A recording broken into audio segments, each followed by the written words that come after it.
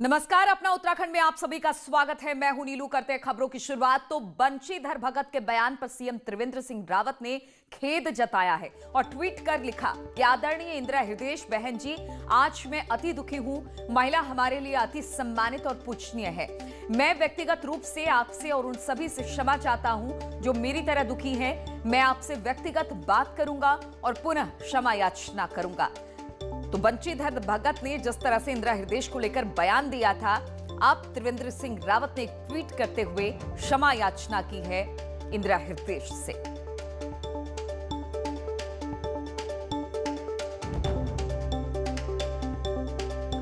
वहीं बंशीधर भगत के बयान पर नेता प्रतिपक्ष इंदिरा हृदय ने तीखी प्रतिक्रिया दी है। इंदिरा ने कहा कि भगत के बयान से उन्हें दुख पहुंचा है। भगत के बयान को महिलाओं का अपमान करार दिया है इंदिरा हृदय ने। भारतीय जनता पार्टी की सरकार को और देश की सरकार को, प्रधानमंत्री और राष्ट्रीय अध्यक्ष को इसका नोटिस लेना चाहिए और बंशीधर भगत से इसका जवाब देना चाहिए। नारी सशक्तिकरण, बेटी बचाओ बेटी पढ़ाओ की बात करते हैं। भाषा तो सुधारे। भाषा जिनकी अशिष्ट होगी उनके पास तो नारियां जाने में भी परहेज करेंगी। घर की भी नारी नाराज रहेगी और बाहर की भी। इस तरह की भद्दी भाषा बोलने की अपेक्षा मैं पार्टी के नेतृत्व से कम नहीं करती हूं। और मेरी मांग है राष्ट्रीय अध्यक्ष से कि इसको गंभीरता से लें और इसके लिए उन्हें माफ़ी मांगने को कहें। वहीं बंशीधर भगत के बयान पर पार्टी प्रवक्ता मुन्ना सिंह चौहान का कहना है कि भगत जी ने किस संदर्भ में ये बात कही या उनकी जुबान तो नहीं फिसल गई, ये बात देखनी पड़ेगी। साथ ही उन्होंने कहा कि इंदिरा हृदय बहुत सीनियर लीडर हैं, हम सब उनका सम्मान करते हैं। स्लिप ऑफ टंग है या कोई स्लिप ऑफ टंग है, किस कंटेक्स्ट में कहा, ये तो एक दिगर बात है। हम लोगों को इतनी विस्तृत जानकारी भी नहीं है किस कंटेक्स्ट में क्या कहा और कैसे वो आउट ऑफ कंटेक्स्ट चला गया या क्या है, उस पर टिप्पणी करना थोड़ा मुश्किल होगा। लेकिन ये तो हम सभी जानते ही हैं और इंदिरा जी का बहुत परम सम्मान है हम सभी के मन में। और अब आइए आपको बीजेपी प्रदेश अध्यक्ष का वो बयान सुनवाते हैं जो उन्होंने इंदिरा हृदय पर भीमताल में दिया था, जिस पर बवाल मचा हुआ है। ये नहीं आना है। हमारी नेता प्रतिपक्ष कह रही, बहुत से विधायक मेरे संपर्क में। अरे बुढ़िया, तुझसे क्यों संपर्क करेंगे?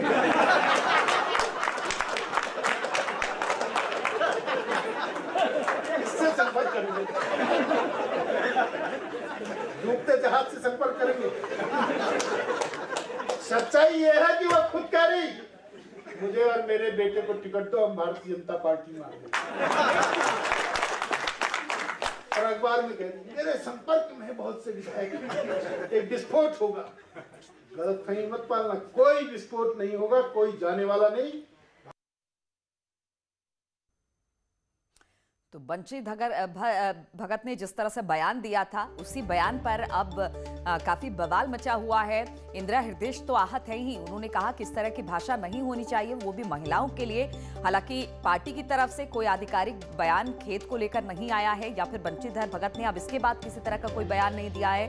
लेकिन सीएम त्रिवेंद्र सिंह रावत ने एक ट्वीट के जरिए जरूर खेद व्यक्त किया है। उन्होंने कहा है कि मैं जिस तरह का बयान बंशीधर भगत ने दिया उस पर खेद व्यक्त करता हूं। और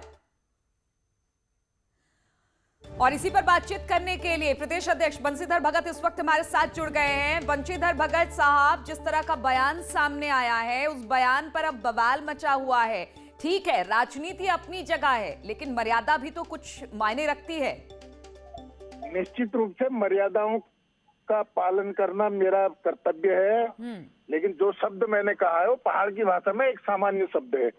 लेकिन इस शब्द के कहने से अगर किसी को कष्ट हुआ है, कोई दिक्कत हुई है, तो मैं अपने शब्द वापस लेता हूँ। राजनीति में इससे क्या कोई हम कुछ जिद तो कर नहीं रहे। लेकिन उन्होंने कहा कि मेरे संपर्क में बहुत से लोग हैं। बंशीधर भगत साहब, आप तो इसे पहाड़ की भाषा में एक सामान्य बातें मान रहे हैं, लेकिन फिर त्रिवेंद्र सिंह रावत साहब को ट्वीट करके ये क्यों कहना पड़ा कि क्षमा प्रार्थी हूँ, खेद व्यक्त करता हूँ? तो वही बता सकते हैं, इसको मैं क्या बता सकता हूँ। तो आप मानते हैं कि जो भाषा का प्रयोग आपने इंदिरा हृदय के लिए किया वो कहीं ना कहीं आहत करने वाला था? अब वो आहत करने वाला समझ रही है, मैं तो सम्मान करता हूँ, बड़ी है, सम्मान करता हूँ, लेकिन मैंने इस उद्देश्य से नहीं कहा। बार बार ये कहना कि मेरे संपर्क में बहुत से लोग हैं, इसलिए मैंने कहा कौन लोग हैं, तो हमने जरा सा कह दिया। और हमने एक मजाकिया लिहाज से कहा है, लेकिन किसी को कोई कष्ट पहुंचा तो आपके शब्द वापिस लेता हूँ। तो आप इसके लिए क्षमा प्रार्थी हैं क्या? मैंने शब्द वापस ले लिए तो अब क्षमा और उसका जैसा कोई मतलब ही नहीं होता। लेकिन आपको लगता है कि थोड़ा सा भाषा की मर्यादा बनी रहे वही अच्छा है? ये रहनी चाहिए और बनी है। हम तो कण कण में शंकर वाले हैं। ये महिला तो बहुत ऊंची चीज होती है, महिला पूजनीय होती है। तो आप अम्मा दादी ये सब वरिष्ठ लोगों के शब्द है। ठीक है, तो आप अपनी बात पर खेद व्यक्त कर रहे हैं। आपने कहा है कि आप अपनी बात को वापस लेते हैं और इंदिरा हृदय जी को भी क्या आप ये कहना चाहेंगे कुछ हमारे माध्यम से, हमारे चैनल के माध्यम से? बंशीधर भगत साहब सुन रहे हैं आप मेरी आवाज? लगता है कि फोन काट दिया उन्होंने, लेकिन उन्होंने कहा कि मैं अपने शब्द वापस लेता हूं। अगर किसी को मेरे शब्दों से कोई आहत हुआ है तो मैं इसके लिए क्षमा प्रार्थी हूं। उन्होंने कहा पहाड़ की भाषा में मैं बोल गया, मेरी मंशा ऐसी कुछ भी नहीं थी, लेकिन फिर भी इस पर सियासी बवाल मचा हुआ है। चलिए बढ़ते अगली खबर की ओर, बात करते हैं देहरादून की, जहां पर आज फिर एक कौवा मरा पाया गया है। डीजी हेल्थ अमिता उप्रेती के आवास पर कौवा मरा मिला। सूचना के बावजूद अभी तक रेस्क्यू टीम नहीं पहुंची है। देहरादून में अभी तक 6 कौवे मरे हुए मिल चुके हैं। मंगलवार को मृत मिले 2 कौवे के सैंपल भोपाल भेजे गए हैं। पहले 108 को फ़ोन किया, उसके बाद जो है उन्होंने कॉल ट्रांसफ़र करके जो इसके रेस्क्यू अफसर हैं फॉरेस्ट डिपार्टमेंट के, उनका फ़ोन मेरे पास आया था। उन्होंने मुझे डीएफओ साहब का नंबर दिया, उनको भी मैंने इन्फॉर्म किया और वो कहते जल्दी हम आ रहे हैं और उसको आप जैसा है वैसे छोड़ दीजिए, उसको हम जो गाइडलाइन है उसके हिसाब से उसका। तो कौवे लगातार मरे हुए मिल रहे हैं और हम आपको बता दें बर्ड फ्लू की आशंकाओं के बीच एक कौवा डीजी हेल्थ के आवास पर भी मरा हुआ मिला है। सुनील नवप्रभात इस वक्त हमारे साथ जुड़ गए हैं। सुनील, क्या खबर मिल रही है? जिस तरह से डीजी हेल्थ के आवास पर भी एक कौवा मिल चुका है, क्या वहां पर कोई रेस्क्यू टीम पहुंची है? इस कौवे को जांच के लिए उठाया गया है फिलहाल? देखिए नीलू, ये पिछले 4 दिन में 6वीं घटना है जब कोई कौवा मृत मिला है। कल भी आपने देखा कि 2 कौवे मरे हुए मिले थे। अभी जो ताजा मामला है ये डीजी हेल्थ के आवास का है। डीजी हेल्थ का कहना है कि कल रात एक कौवा उड़ते हुए उनके घर पर पहुंचा, कैंपस में पहुंचा। वो बीमार अवस्था में था, वो रात भर उसी तरह रहा और सुबह उसकी डेथ हो गई। जिस तरह से उसकी बॉडी पूरी फूली हुई है और इन सब में नीलू एक चीज देखने को मिल रही है कि जो सिस्टम है, चाहे वो फॉरेस्ट डिपार्टमेंट हो या फिर पशुपालन विभाग हो, और दोनों ही गंभीर नहीं है इस पूरे मामले के प्रति। क्योंकि आप देखेंगे कि हमने अपने टीवी स्क्रीन पे इसके विजुअल तक चला दिए, डीजी हेल्थ के आवाज पे जाके उनके स्टेटमेंट तक ले लिए, लेकिन इस सूचना के बावजूद अभी तक वहां पर जो वेटनरी डिपार्टमेंट है उनकी टीम वहां पर नहीं पहुंची है। इस कौवे को रेस्क्यू नहीं किया गया है। ये चिंताजनक बात इसलिए भी है क्योंकि कोई दूसरा जानवर आके उस कौवे को अगर खाता है या कोई ह्यूमन टच में वो कौवा आता है, बिल्कुल शायद इस बात को सीरियसली नहीं लिया जा रहा है। बर्ड फ्लू की आशंका के साथ पिछले 2 दिन से लगातार जो कौवे हैं उनके मरने का सिलसिला जारी है और अब भी डीजी हेल्थ के आवास पर जो कौवा मरा मिला है उसकी सैंपलिंग नहीं की गई है, वहां पर कोई भी रेस्क्यू टीम नहीं पहुंची है। बहुत बहुत शुक्रिया आपका सुनील हमारे साथ जुड़ने के लिए। और उत्तराखंड के कई मैदानी जिलों में आज सुबह से बारिश हो रही है। देहरादून, हरिद्वार, ऋषिकेश, उधम सिंह नगर, हल्द्वानी में रात में बारिश लगातार हो रही है। वहीं पहाड़ी जिलों के निचले इलाकों में आज बर्फबारी की संभावना है। 2200 मीटर तक की ऊंचाई के पहाड़ों में बर्फबारी हो सकती है।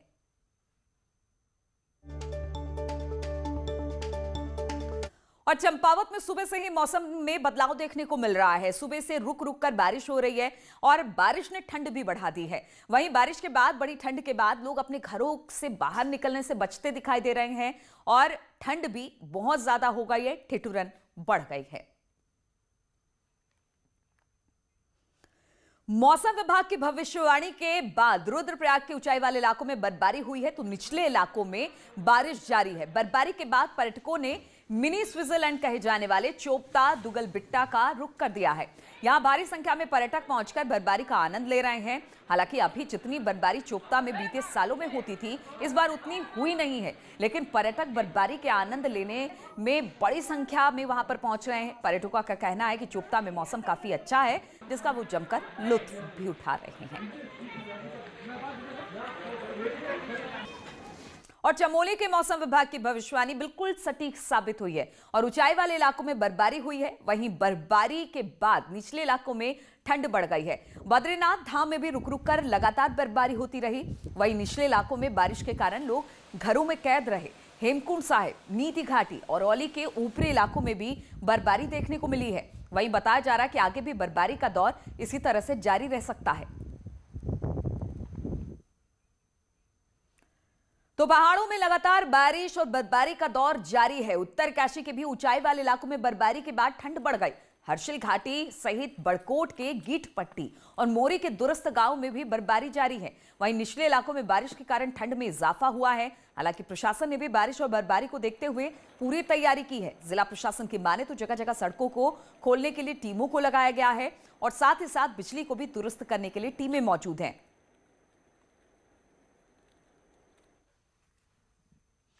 और बातचीत करने के लिए नैनीताल से वीरेंद्र बिष्ट और भारती सकलानी हमारे साथ देहरादून से जुड़े हैं। पहले वीरेंद्र बिष्ट के पास नैनीताल चलते हैं। वीरेंद्र, सबसे पहले तो ये बताइए कि नैनीताल का मौसम किस तरीके का है और किस तरह की परेशानी और किस तरह का लुत्फ उठाते सैलानी जो वहां पर पहुंच रहे हैं वो दिखाई दे रहे हैं।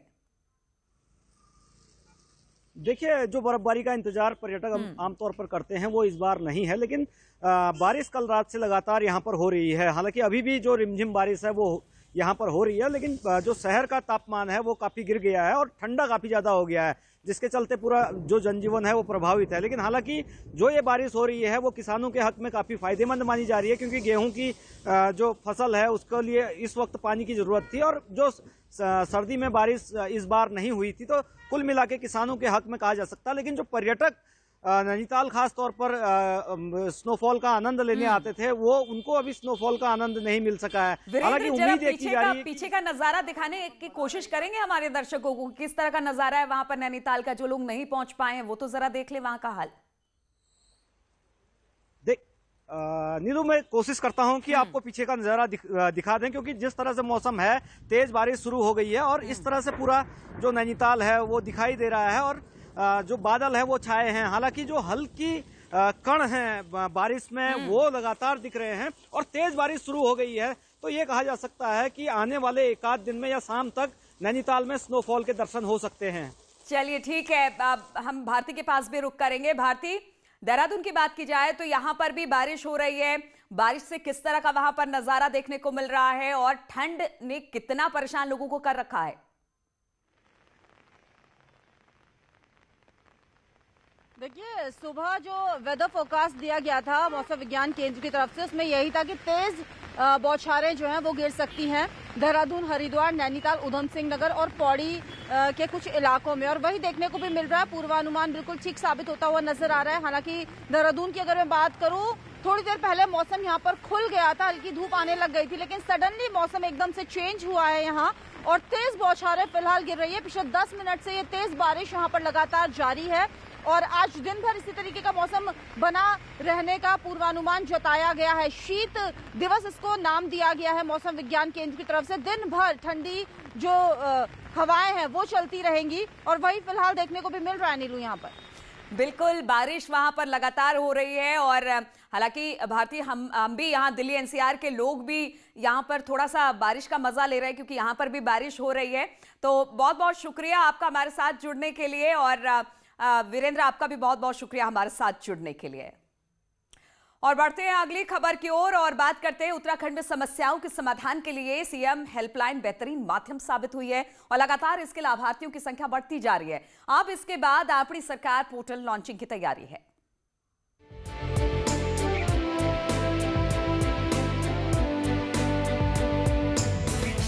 फरवरी 2019 में उत्तराखंड में 1905 नंबर की सीएम हेल्पलाइन की शुरुआत हुई। पिछले 22 महीने में इस हेल्पलाइन ने रिकॉर्ड लोगों की मदद की है। सीएम हेल्पलाइन में शिकायत करने वाले 40,000 लोगों की शिकायतें दूर हो चुकी हैं, जबकि 15,000 शिकायतों पर काम चल रहा है, जिन्हें जल्द ही दूर कर दिया जाएगा। तब मैंने सीएम हेल्पलाइन फलस्वरूप में शिकायत दर्ज की, जिसके फलस्वरूप तीसरे दिन ही विभाग के द्वारा लिखित कार्रवाई कोषागार को भेजी गई और 15 दिन के भीतर माताजी का समस्त जो एरियर था वो भुगतान हो गया। सीएम हेल्पलाइन में फोन के साथ ईमेल के जरिए भी शिकायत कर सकते हैं और यहां से शिकायतें संबंधित विभागों को भेजी जाती हैं। करीब हफ्ते भर में समस्याओं को दूर कर दिया जाता है। इस हेल्पलाइन की सफलता के बाद अपनी सरकार नाम से पोर्टल लॉन्च किया जाना है, जिसमें 250 से ज्यादा सेवाएं ऑनलाइन मिलेंगी। अपनी सरकार का देखे, जैसे हमारा उत्तराखंड में अपनी शब्द सीएम साहब ने इसमें दिया है, इससे प्रदेश के सारे जितने भी मैक्सिमम ऐसे विभाग जो जनता से सीधे जुड़े हैं, उन विभागों में कोई भी आवेदन जो होता है वो अपनी सरकार के माध्यम से करा जाएगा। और दूसरा, अपनी सरकार जो है सेवा के अधिकार से भी जुड़ा होगा। अब आने वाले दिनों में स्थायी निवास सर्टिफिकेट हो या फिर बिजली पानी के कनेक्शन हो या फिर बिल जमा करने हो, समस्याओं के समाधान के साथ ये सारे काम भी ऑनलाइन ही होंगे और वो भी तय समय के अंदर। न्यूज़ 18 के लिए देहरादून से सुनील नवप्रभात की रिपोर्ट। और रुकेंगे यहाँ पर छोटे से ब्रेक के लिए, बहुत जल्द लौटते हैं।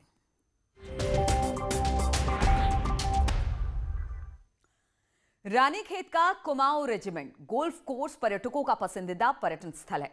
यहाँ के गोल्फ ग्राउंड को सेना के स्थानीय लोगों और पर्यटकों के लिए बंद कर दिया है, जिससे व्यापारी और स्थानीय जनता परेशान है। रानीखेत के विधायक करण माहरा ने कहा कि गोल्फ ग्राउंड को खुलवाने के लिए अगर कोर्ट जाना पड़े तो जाएंगे, लेकिन गोल्फ ग्राउंड जरूर खुलवाएंगे। निश्चित ही अगली विधानसभा में इसको उठाऊंगा और हम लोग कोर्ट जाने की भी तैयारी कर रहे हैं, ताकि जो अन्याय हुआ है और जो रेवेन्यू लॉस पूरे स्टेट को किया है कुछ अधिकारियों और कर्मचारियों ने मिलकर, उनके विरुद्ध भी इसमें कार्रवाई हो सके। निश्चित ही हम लोग लड़ झगड़ के या जो भी उसका तरीका निकलेगा, हम गोल्फ कोर्स को खुलवाएंगे और जो उसके लिए कुर्बानी देनी पड़ेगी कुर्बानी भी देंगे। और दिल्ली सरकार भले ये कहती हो कि उसके स्कूल सबसे बेहतर, लेकिन उच्च शिक्षा मंत्री धन सिंह रावत ने दिल्ली के स्कूलों की तुलना पश्चिम बंगाल से की है और दिल्ली के स्कूलों की हालत पश्चिम बंगाल से भी खराब बताई है। दिल्ली के डिप्टी सीएम मनीष सिसोदिया सोमवार को दिल्ली के स्कूलों की तारीफ करते नहीं थके। देहरादून में आकर अपने कार्यकर्ताओं को वीडियो भी दिखाया और दावा किया कि दिल्ली में सरकारी स्कूल प्राइवेट स्कूल जैसे हैं। लेकिन उच्च शिक्षा मंत्री धन सिंह रावत ने एक बयान में दिल्ली के पूरे एजुकेशन सिस्टम को निशाने पर ले लिया और कहा, सिसोदिया की विधानसभा का एक स्कूल छोड़कर बाकी स्कूलों की हालत तो पश्चिम बंगाल से भी खराब है। दिल्ली में आप एक स्कूल को छोड़कर अगर किसी भी स्कूल में जाओगे तो खुद ही आप तय कर लोगे कि वहाँ की हालत क्या है स्कूलों की। ये जरूर है कि सिसोदिया के क्षेत्र में एक स्कूल उन्होंने बहुत अच्छा बना रखा है, बाकी सारे स्कूलों की हालत जो है पश्चिम बंगाल से भी खराब है।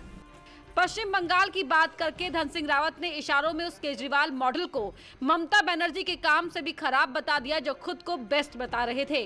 वहीं पश्चिम बंगाल से बुरे हाल पर आम आदमी पार्टी का कहना है कि दिल्ली और बंगाल की क्या तुलना।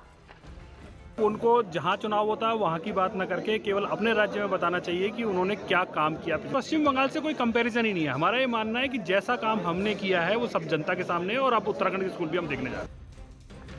जिस पश्चिम बंगाल में बीजेपी नेताओं पर हमले हुए, राष्ट्रीय अध्यक्ष जेपी नड्डा के काफिले पर अटैक हुआ, जिस पश्चिम बंगाल में अराजकता की बात बीजेपी के टॉप नेता कह चुके हों, वहां के स्कूलों से खराब हाल बताकर धन सिंह रावत ने केजरीवाल मॉडल पर बड़ा सवाल खड़ा किया है और इशारों में बड़ा संदेश भी दिया है। न्यूज़ 18 के लिए देहरादून से दीपांकर भट्ट की रिपोर्ट। तो इन्हीं तमाम खबरों के साथ इस बुलेटिन में फिलहाल इतना ही। रुकेंगे छोटे से ब्रेक के लिए, लेकिन ब्रेक के बाद भी लगातार खबरों का सिलसिला यहाँ जारी है।